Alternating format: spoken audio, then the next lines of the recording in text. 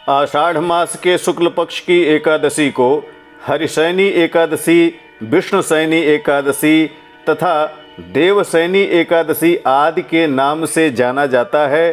कुछ जगहों पर इसे पद्मनाभ एकादशी, रविनारायण एकादशी के नाम से भी जाना जाता है। भगवान सूर्य नारायण के कर्क राशि पर जाने के बाद यह एकादशी पड़ती है। सूर्य दक्षिणायन रहते हैं तथा वर्षा ऋतु रहती है।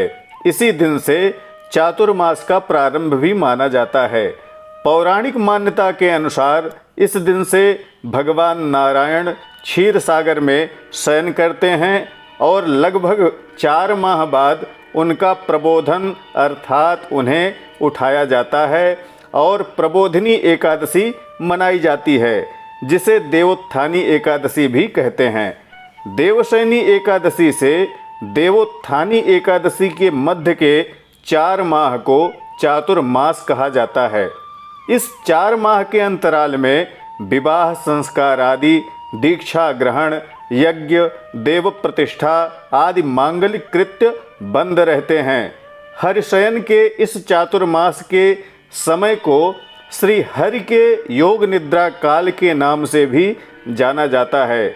आज की इस वीडियो में हरिशयनी एकादशी इस वर्ष कब पड़ रही है, इसका मुहूर्त क्या है, पारण कब किया जाएगा, महात्म्य तथा इसकी शास्त्रीय कथा कौन सी है, इन सभी विषयों की जानकारी के साथ मैं काशी से सतीश चंद्र पांडे आचार्य कश्यप उपस्थित हूँ। आपका हार्दिक स्वागत है। यदि आप पहली बार हमारे चैनल पर आए हैं या अभी तक आपने हमारे चैनल को सब्सक्राइब नहीं किया है तो कृपया इसी तरह की शास्त्रीय वीडियो देखने के लिए चैनल को सब्सक्राइब कर लें तथा नोटिफिकेशन बेल को ऑन कर लें, जिससे हमारी आने वाली वीडियो का नोटिफिकेशन आपको सबसे पहले प्राप्त हो सके। आइए अत्यंत महत्वपूर्ण हरिशयनी एकादशी की इस वीडियो का शुभारंभ करते हैं। आषाढ़ शुक्ल एकादशी का हमारे सनातन हिंदू धर्म में अत्यंत महत्वपूर्ण स्थान है। इस दिन से भगवान नारायण 4 माह के लिए योग निद्रा के वशीभूत हो जाते हैं, जिससे समस्त मांगलिक कृत्य बंद हो जाते हैं। पौराणिक मान्यताओं के अनुसार शंखासुर का वध भी इसी दिन हुआ था तथा मान्यता यह भी है कि जब भगवान हरि ने वामन रूप में राजा बलि से 3 पग पृथ्वी दान में मांगी तो पहले पग में संपूर्ण पृथ्वी, आकाश तथा समस्त दिशाओं का माप ले लिया तथा द्वितीय पग में स्वर्गादि लोकों को माप लिया। तीसरे पग के लिए राजा बलि ने स्वतः को समर्पित कर दिया तथा भगवान वामन को अपने सिर पर तृतीय पग रखने को कहा। इस दान से प्रसन्न होकर भगवान विष्णु ने वरदान में राजा बलि के यहाँ नित्य रहने का आशीर्वाद देना पड़ा। बाद में भगवती लक्ष्मी ने राजा बलि को अपना भाई बनाकर बलि से भगवान हरि को मुक्त करा लिया था। आइए सबसे पहले इसके मुहूर्त को जानते हैं, तत्पश्चात इसकी परम पवित्र कथा का श्रवण करेंगे। आषाढ़ शुक्ल पक्ष, वर्षा ऋतु, दक्षिणायन सूर्य, दिनांक 20 जुलाई 2021 मंगलवार, अनुराधा नक्षत्र में सभी लोग हरिशयनी एकादशी का व्रत करेंगे। इस दिन चंद्रमा वृश्चिक राशि पर, सूर्य कर्क राशि पर तथा बृहस्पति कुंभ राशि पर संचरण करेंगे। पारण दिनांक 21 जुलाई को प्रातः काल किया जाएगा। एकादशी व्रत नियम, पूजन विधि आदि के बारे में आइए जान लेते हैं। एकादशी का व्रत परम पवित्र भाव से, सात्विक भाव से करना चाहिए। एक दिन पहले तथा एकादशी के एक दिन बाद का खान पान परम सात्विक होना चाहिए। एकादशी को प्रातःकाल तीर्थ स्नान अथवा घर में ही स्नान करके सूर्यार्घ आदि देकर एकादशी व्रत का संकल्प धारण कर लेना चाहिए। तदुपरांत घर के मंदिर में अथवा घर के आंगन में या पीपल वृक्ष के नीचे वेदी बनाकर कलश स्थापन करके उस पर भगवान विष्णु का आवाहन, पूजन आदि करना चाहिए अथवा भगवान विष्णु की प्रतिमा, मूर्ति आदि की पूजा कर लेनी चाहिए। यदि संभव न हो तो मानसिक रूप से भगवान विष्णु का ध्यान करके मानसिक भाव से उनका पूजन भी कर सकते हैं। इस दिन गो पूजा, गोदान, ब्राह्मणों को दान, गंगा स्नान आदि का उत्तम पुण्य कहा गया है।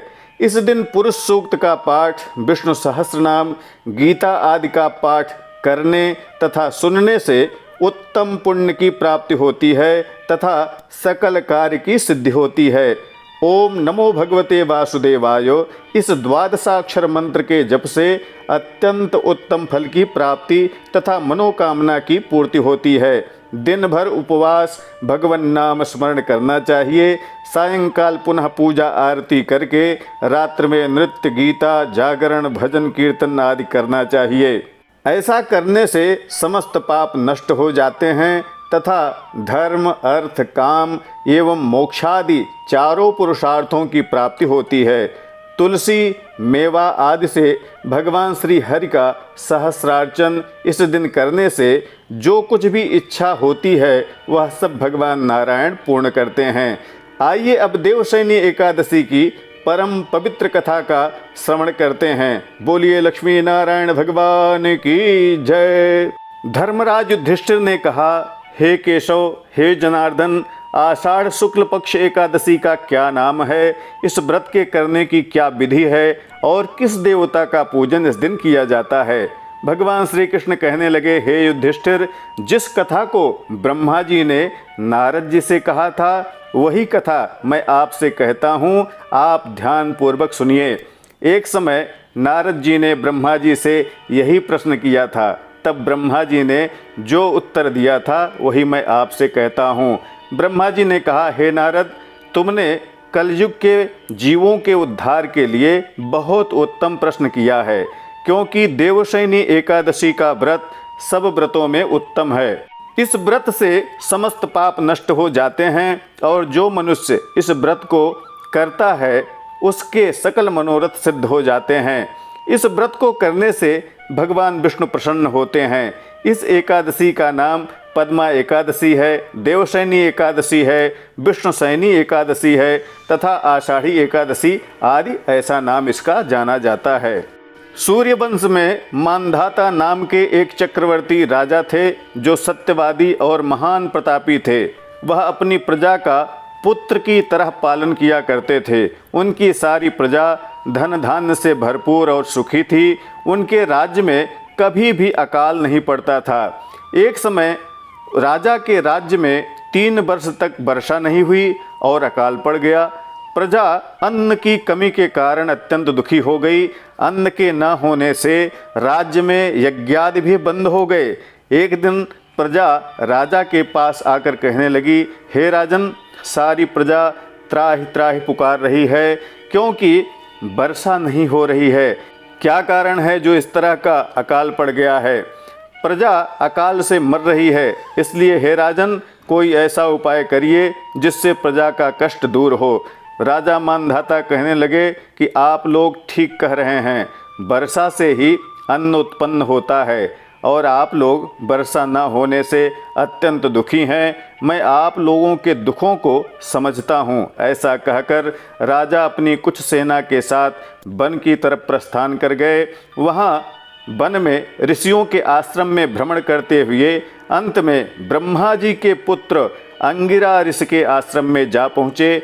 वहाँ राजा ने घोड़े से उतरकर अंगिरा ऋषि को प्रणाम किया। मुनि ने राजा को आशीर्वाद देकर कुशल क्षेम जाना। उसके पश्चात आश्रम में आने का कारण पूछा। राजा ने हाथ जोड़कर विनीत भाव से कहा, हे भगवान, सब प्रकार से धर्म पालन करने पर भी मेरे राज्य में अकाल पड़ गया है। इससे प्रजा अत्यंत दुखी है। राजा के पापों के प्रभाव से ही प्रजा को कष्ट होता है, ऐसा शास्त्रों में कहा गया है। जब मैं धर्मानुसार राज्य करता हूँ तो भला मेरे राज्य में अकाल क्यों पड़ गया? इसके कारण का पता अभी तक मुझे नहीं चल सका है। अब मैं आपके पास इसी संदेह को निवृत्त कराने के लिए आया हूँ। कृपा करके मेरे इस संदेह को दूर कीजिए। साथ ही प्रजा के कष्ट को दूर करने का जो भी उपाय हो मुझे बतलाइए। इतनी बात सुनकर अंगिरा ऋषि कहने लगे, हे राजन, यह सतयुग सब युगों में उत्तम है। इसमें धर्म चारों चरणों में सम्मिलित है, अर्थात इस युग में धर्म की सबसे अधिक उन्नति है। लोग ब्रह्म की उपासना करते हैं। केवल ब्राह्मणों को ही वेद पढ़ने का अधिकार है, ब्राह्मण ही तपस्या करने का अधिकार रख सकते हैं। परंतु आपके राज्य में एक शूद्र भी तपस्या कर रहा है। इसी दोष के कारण आपके राज्य में वर्षा नहीं हो रही है। इसलिए यदि आप प्रजा का भला चाहते हो तो उस शूद्र का वध कर दीजिए। इस पर राजा कहने लगे, महाराज, मैं इस निरपराध तपस्या करने वाले शूद्र को किस तरह मार सकता हूँ? आप इस दोष से छूटने का कोई दूसरा उपाय बतलाइए। तब ऋषि कहने लगे, हे राजन, यदि तुम अन्य उपाय जानना चाहते हो तो सुनो। आषाढ़ मास के शुक्ल पक्ष की देवशयनी एकादशी का विधि पूर्वक व्रत करो। व्रत के प्रभाव से तुम्हारे राज्य में वर्षा होगी और प्रजा सुख प्राप्त करेगी, क्योंकि इस एकादशी का व्रत सब सिद्धियों को देने वाला है और समस्त उपद्रवों को नाश करने वाला है। इस एकादशी का व्रत तुम प्रजा, सेवक तथा अपने मंत्रियों के साथ करो। मुनि के ऐसे वचन को सुनकर राजा अपने नगर को वापस आ गए और उन्होंने विधि पूर्वक देवशयनी एकादशी का व्रत किया। उस व्रत के प्रभाव से वर्षा हुई और प्रजा को सुख पहुंचा। अतः इस मास की एकादशी का व्रत सब मनुष्यों को अवश्य करनी चाहिए। इस कथा को पढ़ने और सुनने से मनुष्य के समस्त पाप नष्ट हो जाते हैं और अंत में वैकुंठ लोक की प्राप्ति होती है। बोलिए वृंदावन बिहारी लाल की जय।